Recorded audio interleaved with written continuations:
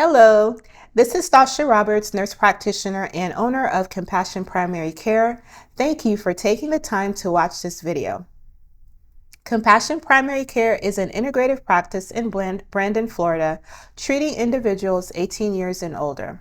At Compassion Primary Care, we treat you like a person, not a number. Patients are seen virtually or in the comfort of their homes. Thank you for joining me as I take on the challenge of helping you to boost your immunity using these 6 easy tips. And let's see if I can stay healthy through it all. In this video, you'll discover 6 easy tips to enhance your immune system and to stay healthy all year. Many people struggle with maintaining their health, especially during the cold and flu season, leading to frequent illnesses and fatigue. You might be one of them. Constantly feeling under the weather and always running to the doctor's office. The worst part is that it's not just about feeling unwell, it's also about the impact it has on your daily life, making you miss out on work, school, or even social activities. We've all been there, right? Stuck in a vicious cycle of illness and lethargy, feeling like we're not living up to our full potential. And yet, it's not like we're not trying. We're taking our vitamins, eating what we think is healthy, and getting some exercise, but somehow it's still not enough. The truth is, our immune system is a complex network that requires more than just a quick fix. It needs a holistic approach that incorporates multiple aspects of our lifestyle. We'll delve in to each of these 6 tips, including nutrition, exercise, sleep, hydration, stress management, and supplements, explaining how they contribute to a stronger immune system. From the best foods to eat to the most effective ways to manage stress, we'll cover it all. When it comes to nutrition, it's not just about eating fruits and vegetables like your mom may have said. It's about creating a balanced diet that gives your immune system the tools it needs to thrive. Recently, an interview featuring Dr. Casey Means, her brother Callie Means, and Tucker Carlson got many views. However, they were saying what several in healthcare have been saying for years, people just have not been listening. Our diets are toxic and contributing to ill health. I personally like my patients to focus on eating whole foods and getting away from packaged processed foods, meaning it's in a can or maybe you find it in the freezer section. You want to eat fresh. I also have not forgotten meat. There is this weird war that's going on meat. But there are certain nutrients found in meat that we do not obtain through eating fruits and vegetables alone. We want to eat good quality meats, which are packed with protein and other nutrients such as iron, vitamin A, vitamin D3, EPA, DHA, vitamin B12, taurine, and many other things. Ideally, if we can afford it, organic would be best. Also, healthy fats are essential. Over the last 50 plus years in this country, fats have been vilified. However, healthy fats are crucial for overall health. Some examples of healthy fats include avocado, wild-caught oily fish such as salmon, mackerel, anchovies, sardines, herring, flaxseed, chia seeds, walnuts, and olives. Those are just some examples. With regards to fruits and vegetables, the most nutritious fruits and vegetables are the ones that are in season. And again, ideally, we want to eat organic as much as possible because unfortunately, especially here in the US, pesticides and fertilizers that we are often putting on our fruits and vegetables are contributing to ill health.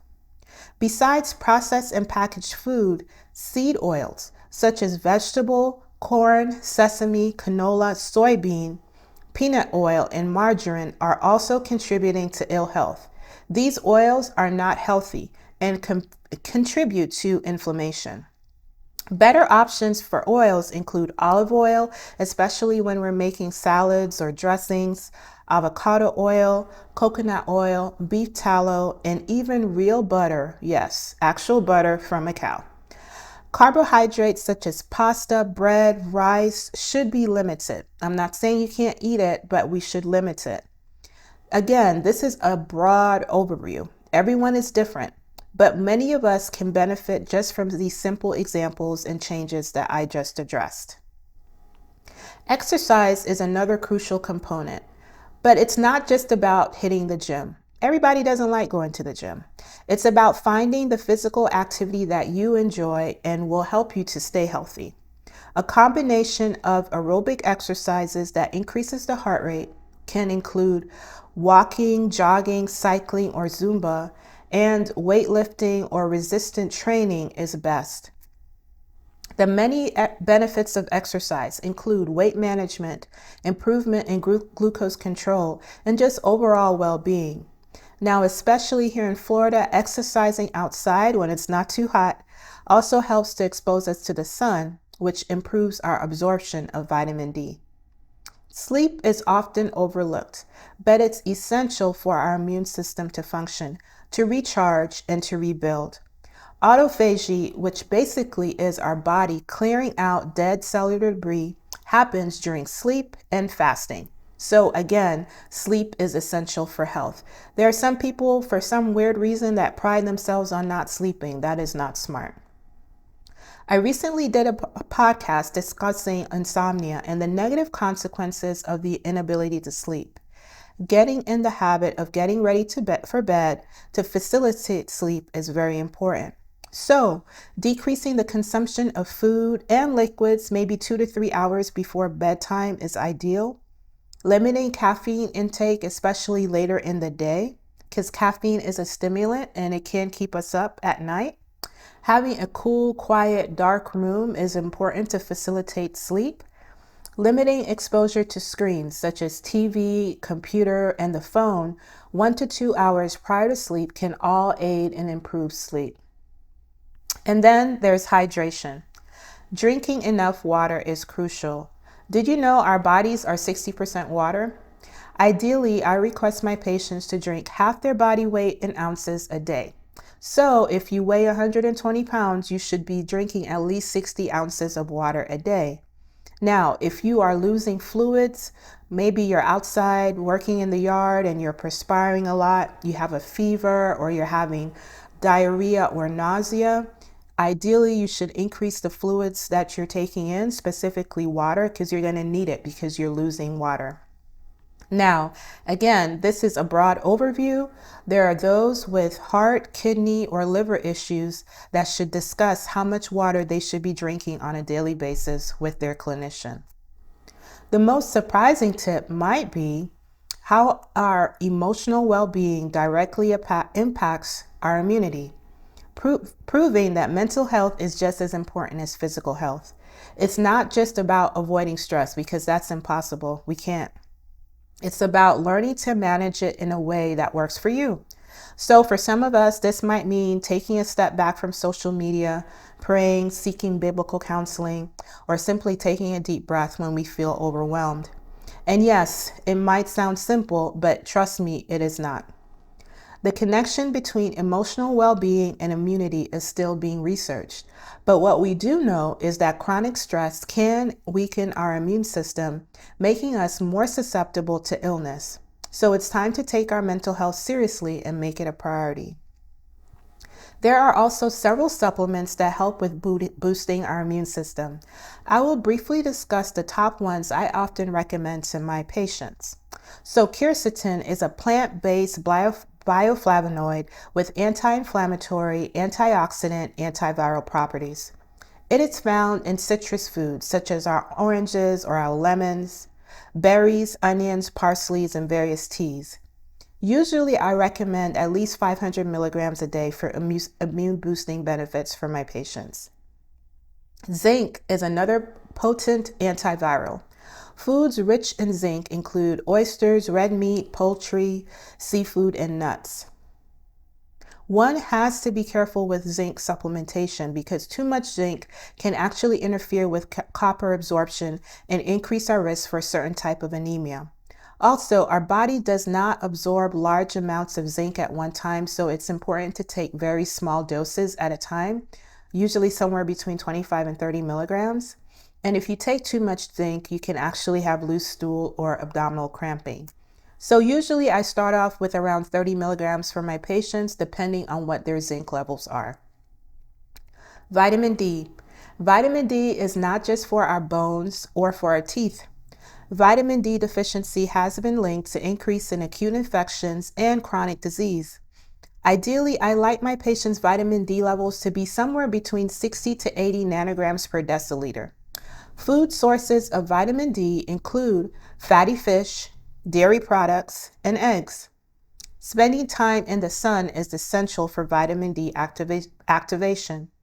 Since I check my patients' vitamin D levels, I will not state a dosage here, but I advise you that if you do not know your vitamin D level, to talk to your clinician and ask them to check it and see what it is, because it is important. Vitamin C is a potent antioxidant. It supports our innate and adaptive immune systems. It is a water-soluble vitamin, essential for health. Foods rich in vitamin C include our citrus fruits such as our lemons, our grapefruit, or oranges, bell peppers, specifically yellow bell peppers, broccoli, kiwi, pineapple, cantaloupe, papaya, etc. For vitamin C supplementation, one can do like 500 to 1,000 milligrams 2 to 3 times a day. And people sometimes take more, but again, vitamin C is one of those vitamins that after a while, taking it by mouth, you're going to reach a certain threshold that you're really not absorbing it, and it can cause GI upset, such as diarrhea or abdominal pain. NAC, or N-acetylcysteine.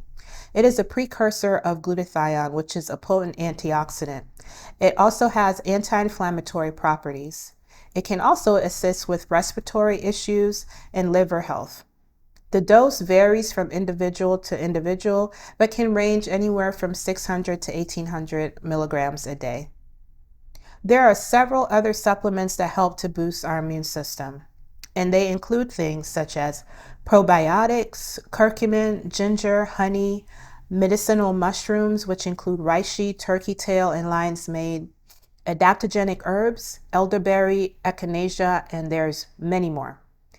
I will list a few books in the description section below discussing what you can do to boost your immune system.